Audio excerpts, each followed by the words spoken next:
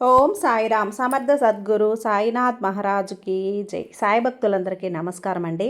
మన బాబాగారి దయ వల్ల మనందరం బాగుండాలి, సంతోషంగా ఉండాలి అని చెప్పి మనస్ఫూర్తిగా కోరుకుంటూ ఈరోజు వీడియో స్టార్ట్ చేస్తున్నాను ఫ్రెండ్స్. ఇక ఈరోజు వీడియోలో మనం చూడబోయేది ఏంటి అంటే, బిడ్డ నీకు ఒక ముఖ్యమైన విషయం చెప్పాలని నీ ఇంటి ముందు గంట నుంచి వేచి చూస్తున్నానమ్మా. వెంటనే ఈ బాబాని లోపలికి ఆహ్వానించి నీ బాబా చెప్పే మాట విను, అస్సలు వదులుకోవద్దు. ఈరోజు నీకు ఒక ముఖ్యమైన విషయం చెప్పాలనే నేను ఇంత దూరం వచ్చాను. జాగ్రత్త పడమని చెప్పడానికే ఇటువంటి సంకేతం అనేది నీకు అందిస్తున్నాను తల్లి, జాగ్రత్తగా విను అని చెప్పి బాబాగారు అయితే మన కోసం ఒక మంచి సందేశాన్ని అయితే తీసుకొచ్చేసారండి. ఆ సందేశం ఏంటి, ఆ సందేశం రూపంలో బాబాగారు మనతో ఏం చెప్పబోతున్నారు వినే ముందుగా మన ఛానల్ కొత్తగా ఎవరైనా చూస్తూ ఉన్నట్లయితే ప్లీజ్ సబ్స్క్రైబ్ చేసుకోండి ఫ్రెండ్స్. వీడియో నచ్చితే కనుక లైక్ చేసి షేర్ చేయండి, కామెంట్ చేయండి, కొంచెం సపోర్ట్ చేయండి. ఇక వీడియోలోకి వెళ్ళబోయే ముందు ఒక్కసారి మనకు తెలిసిన గురువుగారండి, షిరిడి సాయిబాబా ఆశీస్సులతో జ్యోతిష్యం చెప్తున్నారు గురూజీ సుబ్రహ్మణ్యం రాజు గారు, నెంబర్ 1 వశీకరణ స్పెషలిస్ట్. వీరి మొబైల్ నెంబర్ 9908224144. ఎలాంటి ప్రాబ్లం ఉన్నా సరే కేవలం ఫోన్ ద్వారా పూజలు చేసి పరిష్కరించేస్తారు. నేరుగా వెళ్లాల్సిన పని లేదు, పర్సనల్గా మీట్ అవ్వాల్సిన అవసరం కూడా లేదు. ఉన్న చోటనే కదలకుండా, మూడో కంటికి తెలియకుండా మీ మొండి సమస్యలను సైతం మీరు పరిష్కరించుకోవచ్చు. ప్రేమ, పెళ్లి, ఉద్యోగం, రాజకీయం, విదేశీ ప్రయాణం, ధనం నిలకడగా లేకపోవటం, భార్యాభర్తల మధ్య గొడవలు, ఆస్తి తగాదాలు, అప్పుల బాధలు, స్త్రీలు పురుషులు ఎటువంటి గుప్త సమస్యలున్నా సరే నెంబర్ 1 వశీకరణ స్పెషలిస్ట్. మీ మీద, మీ ఇంటి మీద చెడు ప్రయోగం జరిగినా, చేసి ఉన్నా కూడా నరదృష్టి, నరగోష్ట, సంతాన సమస్యలు, భార్యాభర్తల మధ్య, లవర్స్ మధ్య అనుమానాలున్నా, అపార్థాలున్నా, థర్డ్ పర్సన్ ఉన్నా సరే, అత్తాకోడళ్ళ మధ్య సఖ్యత లేకపోయినా ప్రతి ఒక్క ప్రాబ్లంకి చక్కటి సొల్యూషన్ ఇస్తున్నారండి. మీ వివరాలన్నీ కూడా సేఫ్ అండ్ సెక్యూర్గా ఉంచుతారు. మీకే కాదు, దేశ విదేశాల్లో ఉన్నవారు ఎలాంటి ప్రాబ్లమ్స్నైనా సరే పరిష్కరించుకుంటున్నారు. ఎంతోమంది విదేశాల్లో ఉన్నటువంటి వారు, దిక్కుతోచని పరిస్థితుల్లో అయోమయ స్థితిలో ఉన్నవారు ఇప్పుడు గురువుగారికి కాల్ చేసి వాళ్ళ ప్రాబ్లమ్స్ని సాల్వ్ చేసుకొని ఈరోజు హ్యాపీగా లైఫ్ లీడ్ చేస్తూ చాలా సంతోషంగా ఉన్నారు. కాబట్టే స్క్రీన్ మీద ఉన్నటువంటి నెంబర్కి ఒకసారి కాల్ చేయండి. మీ ప్రాబ్లంని గురువుగారితో పంచుకోండి. ఖచ్చితంగా గురువుగారు మీ ప్రాబ్లంకి సొల్యూషన్ చూపిస్తారు. ఇక వీడియోలోకి వచ్చేస్తే, బిడ్డ నీతో ఏదో ఒకటి చెప్పాలమ్మా. అది నీ జీవితాన్ని ఉద్దేశించిందే, నీ జీవితాన్ని నిర్ణయించేదే. అలాంటి వార్తలు చాలా శ్రద్ధగా భక్తితో విను. నేను ఏ మాట చెప్పినా కూడా నీ మంచి కోసమే కదా. మరి నా నోటి నుంచి వచ్చే అతి ముఖ్యమైన విషయం నీకు చెప్పాలమ్మా అంటే దానికి ఉన్నటువంటి ప్రాముఖ్యత ఎంత అర్థం ఉందో తెలుసుకో. ప్రతి ఒక్క సందేశం కూడా నువ్వు పూర్తిగా విను. వింటేనే నీకు అర్థమవుతుంది నా మాటల్లోని అంతరార్థం ఏంటో. ఖచ్చితంగా నువ్వు నా మాటలను ఒట్టిగా వినేస్తే ఎటువంటి ఉపయోగం లేదు. ఈ సాయి తండ్రి నీకేం చెప్పాలనుకుంటున్నారు, ఆ మాటలలో ఉన్నటువంటి అర్థాన్ని గ్రహిస్తే మాత్రమే నీ జీవితానికి ఒక అర్థం, పరమార్థం దొరుకుతుంది. అందుకే ఈరోజు నేను చెప్పే ఏ చిన్న మాట చెప్పినా సరే పూర్తిగా శ్రద్ధ భక్తులతో వినాల్సి ఉంటుంది. నువ్వు ప్రతిరోజు నా దగ్గరకు వచ్చి బాబా అందరూ బాగుండాలి అని అందరి మంచి కోరుకుంటావు. ఎంత గొప్ప మనసు తల్లి నీది. ప్రతి ఒక్కరూ సంతోషంగా ఉండాలి అని కోరుకుంటూ ఉంటావు. ఇలా అందరికీ సాధ్యం కాదమ్మా, ఎందుకంటే అందరూ నీకు కావాలి, అందరికీ నువ్వు కావాలి అని ఆరాటపడతావు. అందరి మంచితో నీ మంచును కూడా వెతుక్కుంటూ ఉంటావు.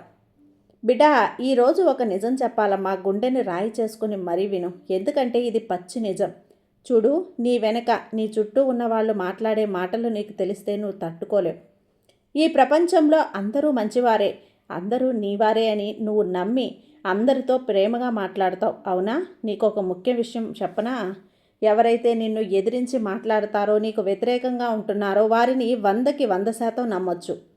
ఏంటి బాబా, నన్ను ఎదిరించి మాట్లాడే వారితో, నాకు వ్యతిరేకంగా ఉండేవారితో నేను నమ్మాలా? వారిని నేను ఎలా నమ్మాలి, ఎందుకు నమ్మాలి అని అనుకుంటున్నావా? అక్షరాలా నేను చెప్పింది సత్యం బిడ్డ. వారిని నువ్వు తప్పక నమ్మొచ్చు.